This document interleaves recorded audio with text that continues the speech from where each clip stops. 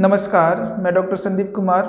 आज की इस वीडियो में हम बात करेंगे न्यूनेटल जॉन्डिस के बारे में, यानी कि नवजात शिशुओं में होने वाले जॉन्डिस के बारे में। हम जानेंगे कि न्यूनेटल जॉन्डिस क्या है, क्यों होता है तथा इसका इलाज क्या है, और अंत में एक ऐसे तरीके के बारे में बात करेंगे जिससे कि घर पे ही न्यूनेटल जॉन्डिस को ठीक किया जा सकता है। तो चलिए सबसे पहले हम बात करते हैं कि न्यूनेटल जॉन्डिस क्या है। Yellow discolouration of skin, mucous membrane and sclera of eye due to increase level of bilirubin is called jaundice. नवजात शिशु जो कि तुरंत जन्म लेते हैं, तो ऐसा देखा गया है कि कुछ देर के अंदर या कुछ घंटों के अंदर या 2-3-4 दिन के अंदर उसका स्किन, आँख और मुंह वगैरह पीला पड़ने लग जाते हैं, और कभी कभी देखा गया है कि सर से लेकर पैर तक भी पीला पड़ जाते हैं। तो उसी को हम न्यूनेटल जॉन्डिस कहते हैं। अब हम जानते हैं कि न्यूनेटल जॉन्डिस कितने प्रकार के होते हैं। तो न्यूनेटल जॉन्डिस ऐसे 2 प्रकार के होते हैं। एक होता है फिजियोलॉजिकल जॉन्डिस, दूसरा होता है पैथोलॉजिकल जॉन्डिस। फिजियोलॉजिकल जॉन्डिस में शरीर का एक नेचुरल प्रोसेस के कारण आरबीसी टूटने लगता है, और जिससे कि बिलिरुबिन का लेवल बढ़ता है और शरीर में पीलापन स्किन पे दिखने लगता है। तो कोई भी बच्चा जन्म लेता है तो अपने माँ के गर्भ में पहले दूसरे इन्वायरमेंट में रहता है, और जब इन्वायरमेंट चेंज होता है, जब बाहर आता है, तो उसको बहुत सारे अपने शरीर में एडजस्टमेंट की जरूरत पड़ती है, जिसके कारण आरबीसी टूटने लगता है। तो ये हो गया फिजियोलॉजिकल जॉन्डिस।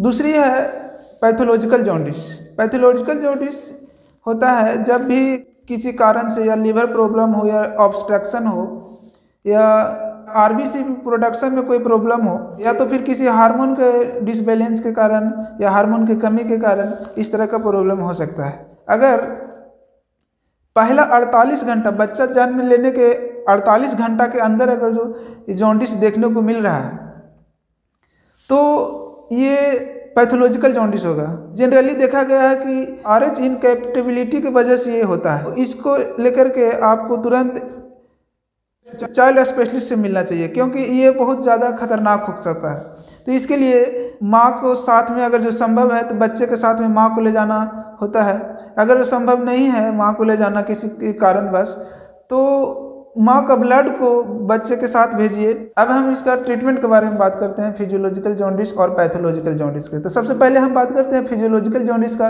ट्रीटमेंट क्या है। इसमें कोई मेडिसिन का रिक्वायरमेंट नहीं होती है, बस बच्चे को प्रॉपर न्यूट्रिशन मिलना चाहिए, अर्थात बच्चों को माँ का दूध भरपूर मात्रा में मिलना चाहिए।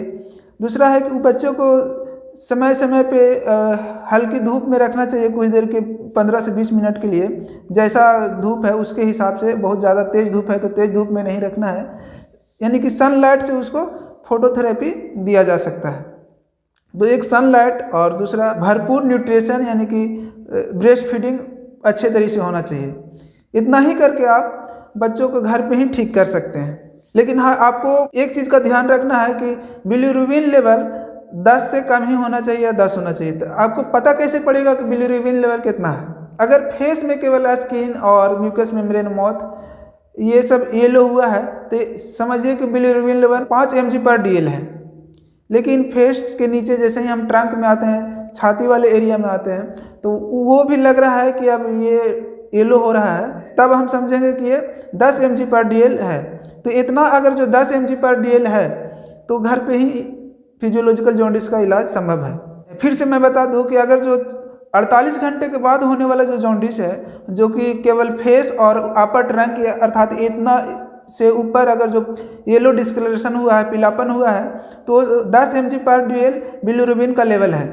तो बिलिरुबिन का लेवल 10 mg/dl है, तो वो घर में ही आसानी से यही 2 तरीके से आप ठीक कर सकते हैं। वो है पहला फोटोथेरेपी, यानी कि सनलाइट के प्रेजेंस में, और दूसरा है कि ब्रेस्ट फीडिंग, यानी कि माँ का दूध उसको भरपूर मात्रा में मिलना चाहिए। तो ये प्रक्रिया से फिजियोलॉजिकल जॉन्डिस को आप ठीक कर सकते हैं। पैथोलॉजिकल जॉन्डिस थोड़ा सा ज़्यादा इसमें ट्रीटमेंट का रिक्वायरमेंट होता है, तो उसके लिए आपको शिशु रोग विशेषज्ञ से मिलना चाहिए, जिससे कि आपको ट्रीटमेंट संभव हो सके। पहला है कि अगर जॉन्डिस 2 दिन के अंदर ही अगर जो सिम्टम दिख रहा है, तो आपको जल्द से जल्द डॉक्टर से मिलना चाहिए। और दूसरा है कि जॉन्डिस डीप हो, यानी कि पूरा शरीर में फैल गया हो, तो जल्द से जल्द मिलना चाहिए। और तीसरा है कि ऐसा फिजियोलॉजिकल जॉन्डिस जो 15 दिन से ज़्यादा हो गया, फिर भी अब डिसअपेयर नहीं हुआ है, नहीं ठीक हुआ है, तो भी आपको डॉक्टर से मिलना चाहिए। 15 दिन से पहले भी अगर जो कभी कभी देखा जाए कि बच्चों को कन्वल्जन आ रहा है, यानी कि हाथ पैर कँपाने लगता है कभी कभी, तो इस कंडीशन में भी आपको जल्द से जल्द डॉक्टर से मिलना चाहिए।